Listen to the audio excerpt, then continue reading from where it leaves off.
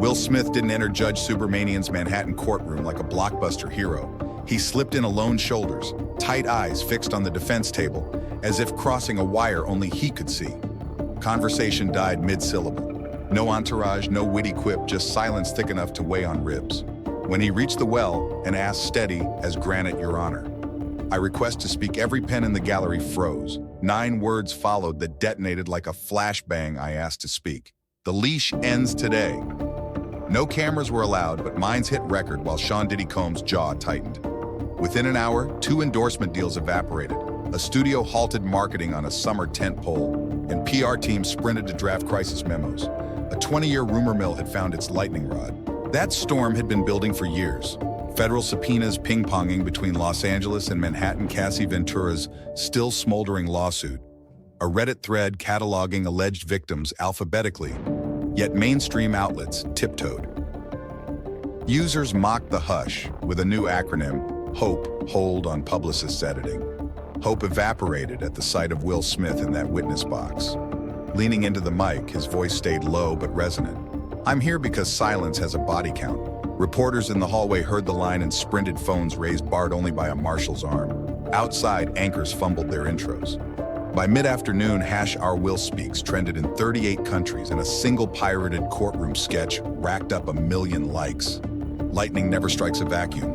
To grasp why it chose Will, we have to wade straight into the storm already raging around Sean Combs. The government's case against Sean Diddy Combs already sounded like a screenplay studios might reject as too dark: racketeering, sex trafficking, by force, and interstate prostitution, all spelled out in a September 2024 indictment that could put him away for life. Evidence piled up fast.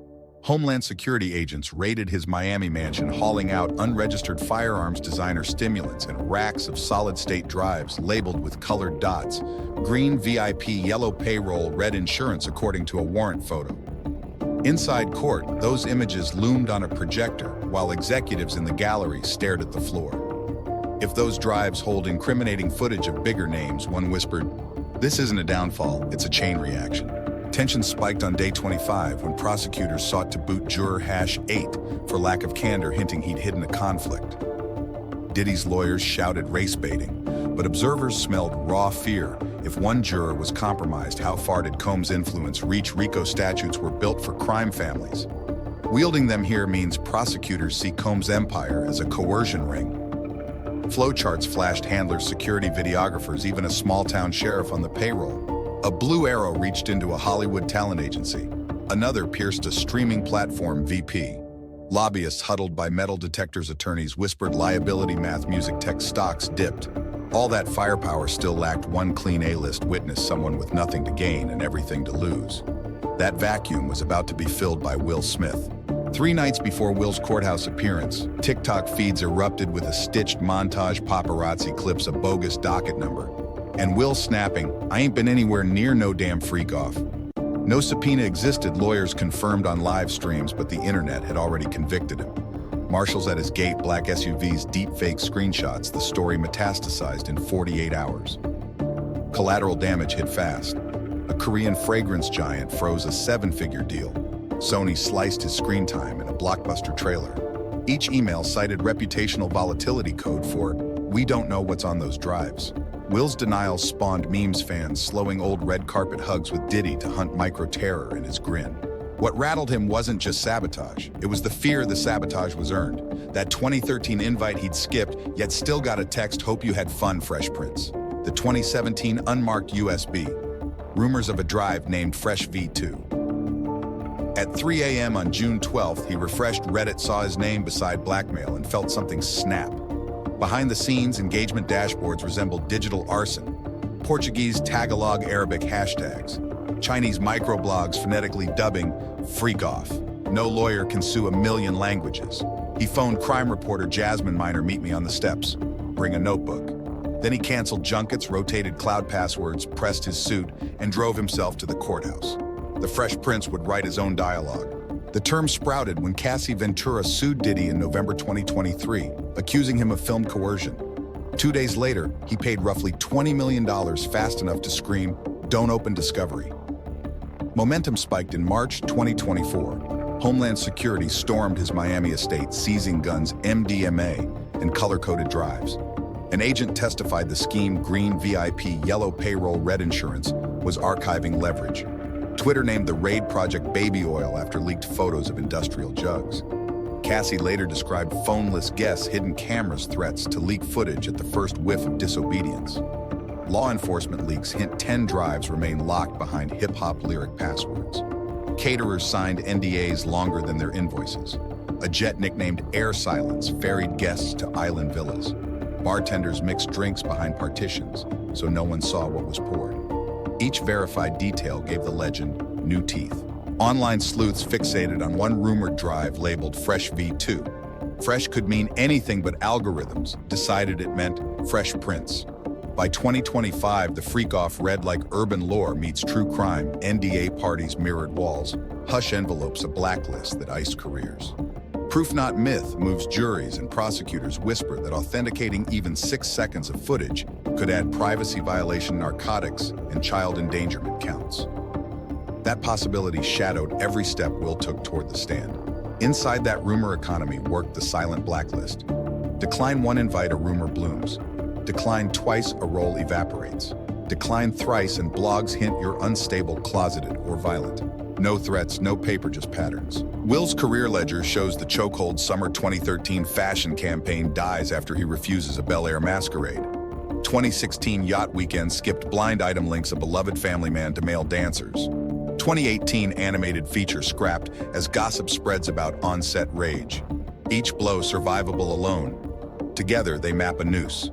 Crisis manager Dara Sullivan calls it gaslighting crossed with corporate sabotage. Silence you can't screenshot.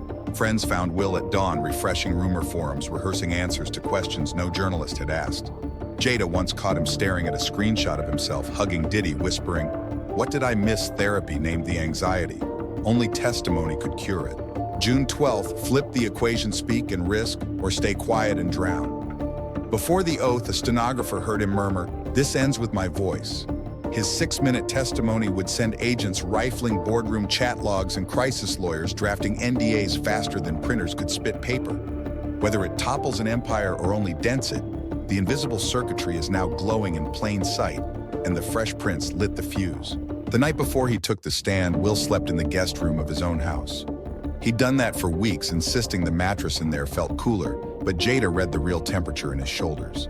At 2 a.m., he sat upright, scrolling a Reddit thread titled Fresh V2, confirmed a blurred still frame, just a silhouette in dim gold light, claimed to show him at Diddy's 2013 Bel Air party. Underneath, commenters crowed USB leak drops Friday. He refreshed until the page froze, then hurled his phone across the room and felt it all crash through the dam, the calls that went unanswered, the sponsors who ghosted the children old enough now to decode gossip. That morning, he drove himself downtown. No driver, no publicist, just a folded page from an elementary school notebook. Jaden's handwriting, 4th grade, "Dad, be brave." Every stoplight felt like a dare to make a U-turn, but the story he'd been running from had finally grown louder than the one Hollywood sold. In the courthouse vestibule, a marshal asked if he needed an escort. Will declined. A television above the metal detector replayed Cassie Ventura's earlier testimony. Buzzwords, coercion, secret cameras, choking control. Cassie had settled yes, but her sworn words now sat in the government's RICO case like exposed wiring. Will realized he'd never thanked her for lighting the first fuse. Inside the prosecution's table looked stunned to find him breathing their air of his own free will. Assistant U.S. Attorney Clara Velez whispered, "You're not on today's list." Will whispered back, "Guess we'll write a new list." He already had the permission slip that mattered his own. But decision is theory. Testimony is fallout. And the first aftershock landed the second he opened his mouth. "State your name for the record." "Willard Carroll Smith II. And your occupation, actor, producer, former holder of my own leash."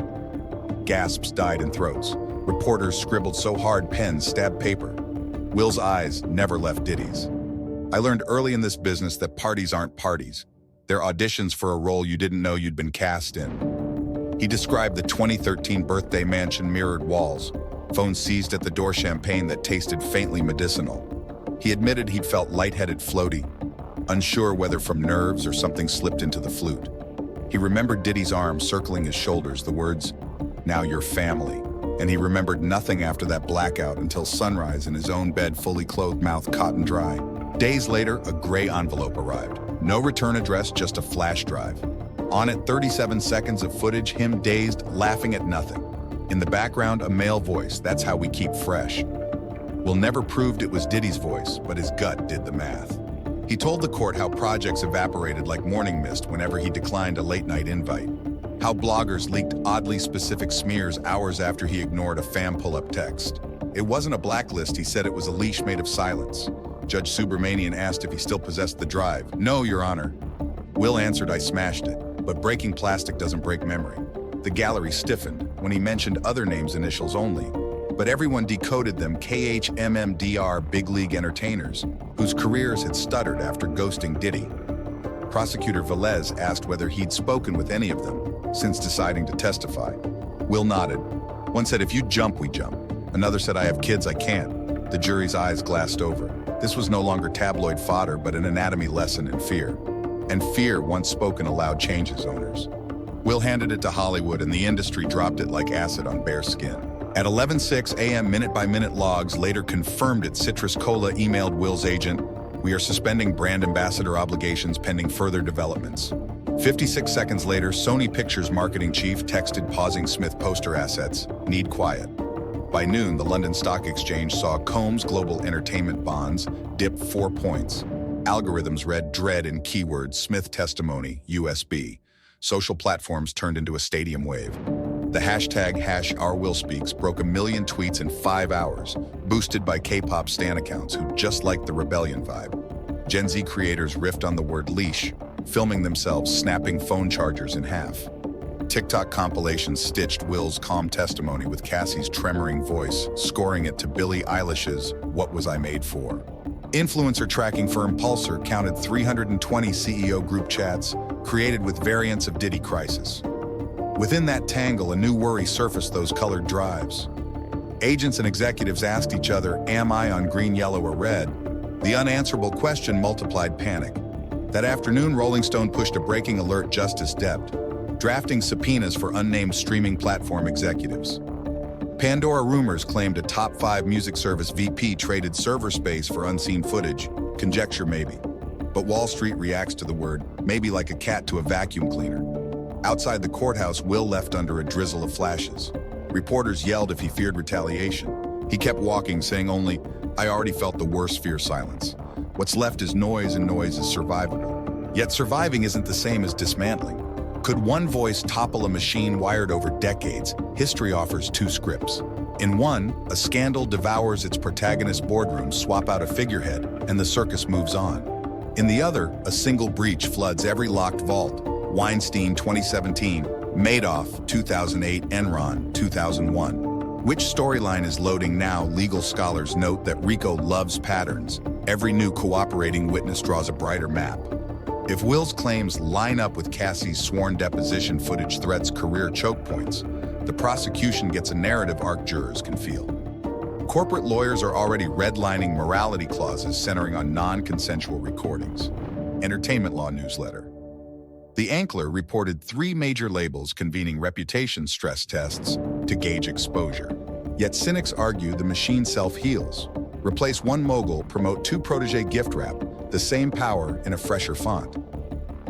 Hollywood's memory is 6 months or $6 billion, whichever ends sooner, columnist Mara Jacobs wrote in Variety last night.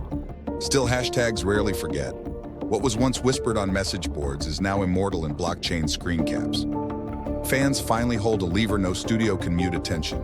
If eyeballs migrate when they smell rot, the bottom line bleeds out.